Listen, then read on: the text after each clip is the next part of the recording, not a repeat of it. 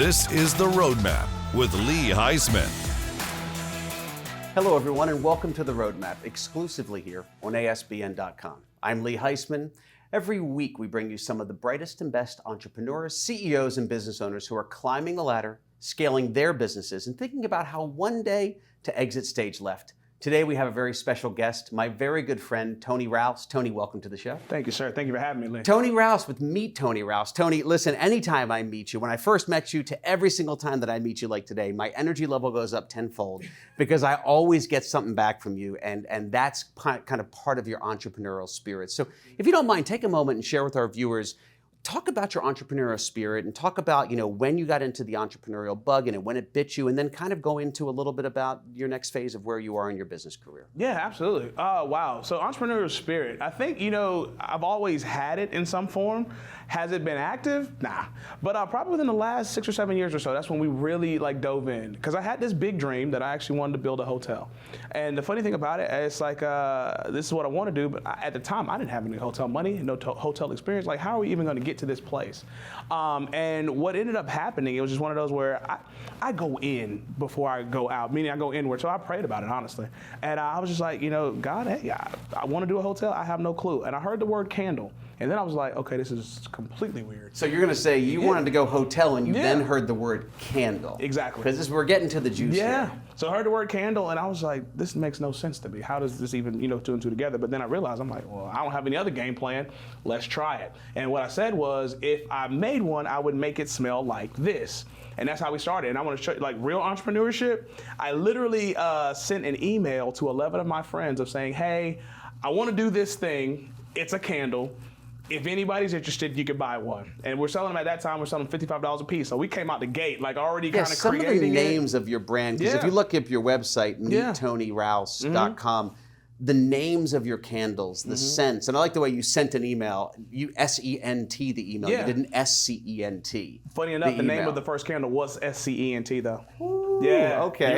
You're on it. But yeah, that's what we did. Send an email. And the thing is, with anything, with entrepreneur, you start with where you are. Start with your circle. That's what we did. We reached out, said, hey, this is what we're trying to do. Well, take a step back because I don't want to jump too far. It's too easy I know so many successful entrepreneurs like yourself that just say, we just started this. How were you making the candle? How were you producing it at first? Were you doing it in your kitchen? Yeah, we started so funny enough, previously before that, probably at that point it was 7 years before that, I had my background is in marketing and branding. So I served as a brand advocate and a brand ambassador for a French parfum company. Got put in one of the high-end stores in Atlanta, and then I actually had to create sales for them. And so what I did, I studied the top three fragrance brands on the market at the time, putting together a package to make sure the company I was working for could actually, come to market with something great. Little did I know that 7 years later, I was actually going to have my own eponymous line based off of the experience that I had. How I learned how to do fragrance, I can't even tell you. I just started mixing stuff together. Sometimes I heard notes, other things I've just been exposed to it. And what I did though, this is probably just a quick hack, I took all the fragrances that I liked, and I'm like, there has to be a underlining thing that resonates here. And so what I did, I started cross-referencing all the notes from the fragrances that I would purchase anyway. I was like, oh, this shows up a couple times, which was bergamot. Patchouli kept showing. I'm like, maybe I really like bergamot patchouli. So bergamot, patchouli, you know all these smells. Yeah, they're typically the baselines for mostly of what I do, just because, again, I like fresh dirt. Because patchouli is like an earthy smell. Bergamot is actually a citrus that's it's a cross between a lime and a lemon, kind of all mashed together in one. It's different, but it's strong in fragrance. But if you put two and two together, it's like fresh dirt in terms of what it is.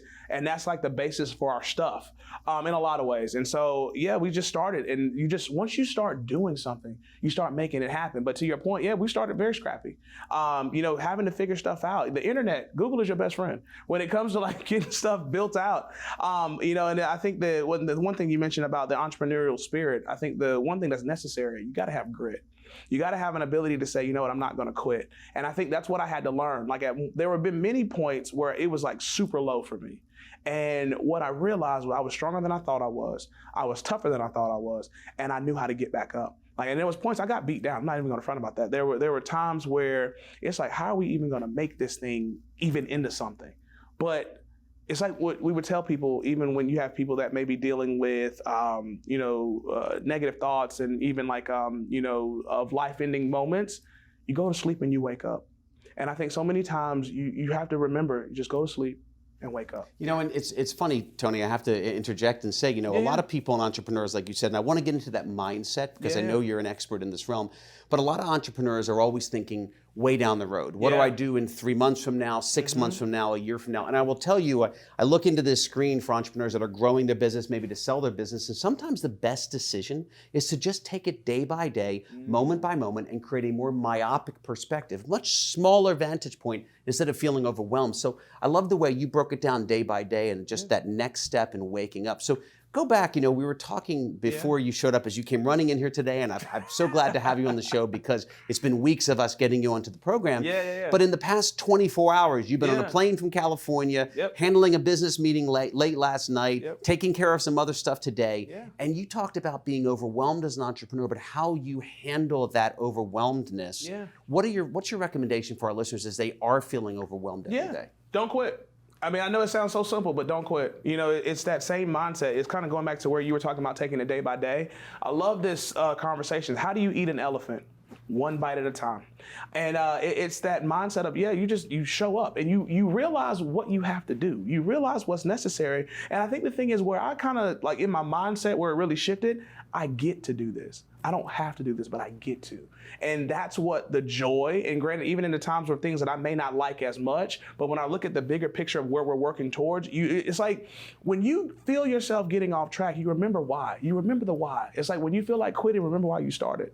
And I think as long as you keep that in the forefront, you keep that vision in front of you, you will continuously push towards where you're headed. And the thing is, before you realize it, like, oh man, we've crossed this milestone and now we've gotten to this milestone. And so that's the exciting part about, really being able to just kind of go after it and go get it. So. Well, not everybody, Tony, has that internal fire and drive like you do. And you do, and that is organic, and that is you. But what recommendations would you share with viewers out there who say, look, I sometimes don't feel like that. Do you have other people, Tony, that you lean on? Do you lean on others for guidance? What would you recommend for someone that says, I appreciate what Tony's saying, but I don't have that internal inside of me? I think, and the first thing I would tell you, that's okay.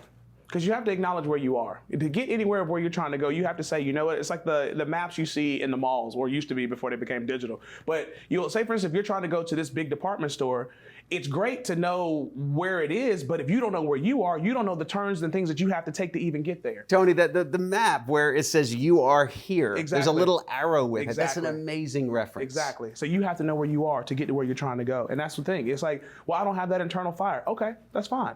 And it may be in a friend. It may, like, one of the coolest things that happened to me when I headed to California earlier this week, my best friend literally showed up in the airport. We were on the same plane, sat right beside each other. Wait, this is by coincidence? By coincidence. We had nothing planned. Like, he actually lives in Richmond, Virginia now. I live here in Atlanta, and we talk back and forth, but it's like, he got a life, I got a life, and it's just like, when we catch up, we can catch up.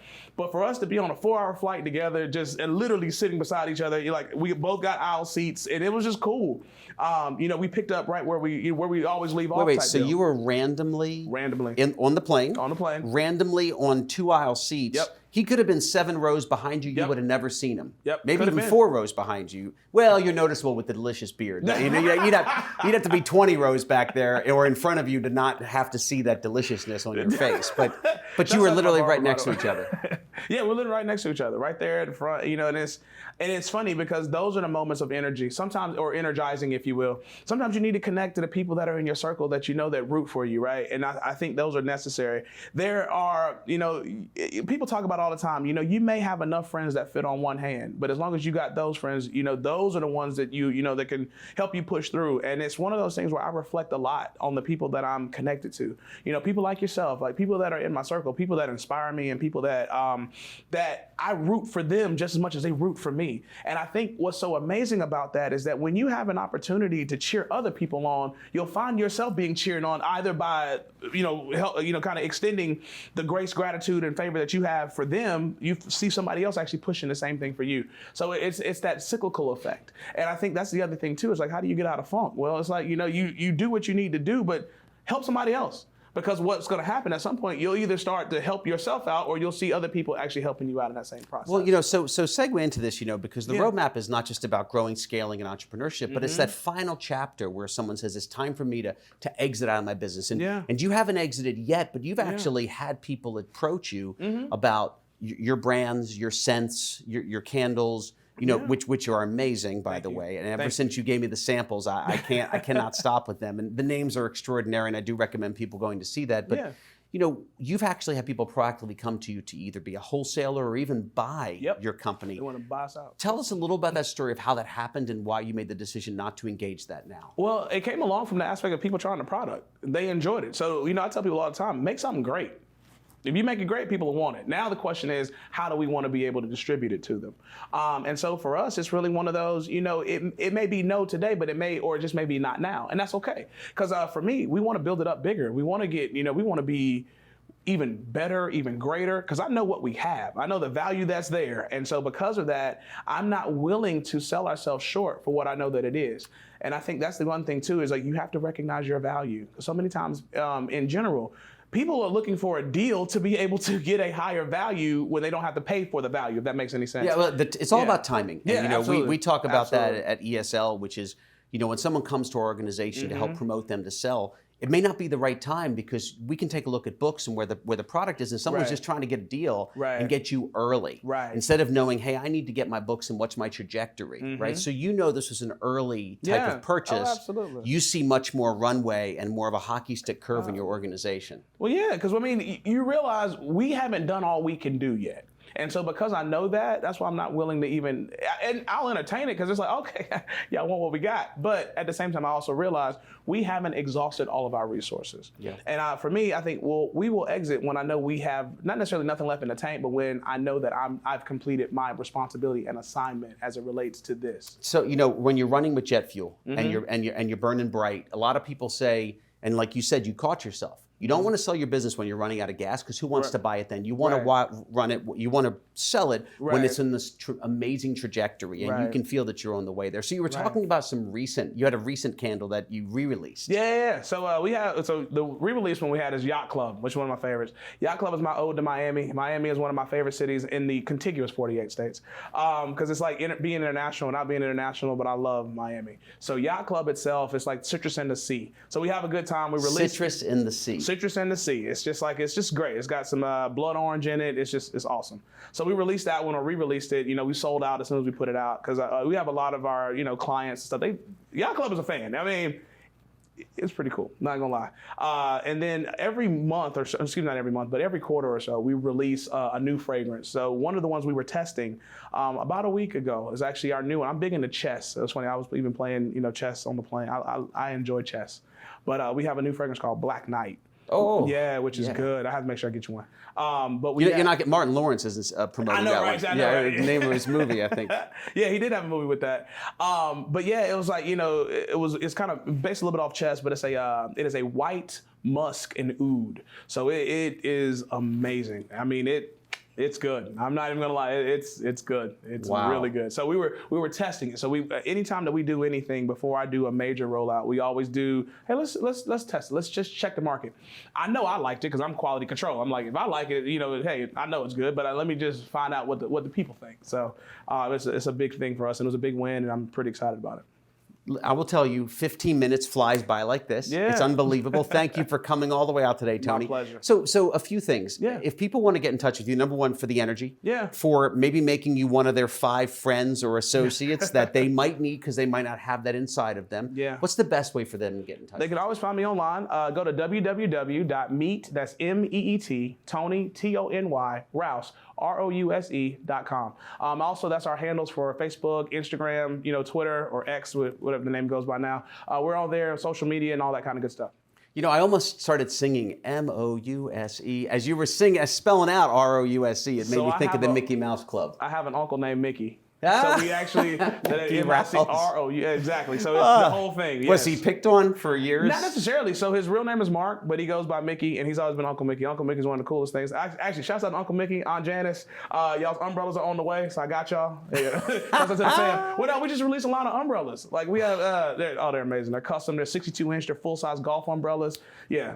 Wow. They're nice. Guys, listen, ladies and gentlemen, I'm telling you, stay tight with this man. Go look up his website. If it's not this, it's that, it's something else. And I know for a certainty, whatever it is you touch is magic. Tony, thank you so much for coming on the show today. Absolutely. Lee, thank you for having me. Ladies and gentlemen, thank you so much for joining us today. I hope the show was insightful for you. We hope to see you again next week on another episode of The Road. Thanks for watching The Roadmap with Lee Heisman.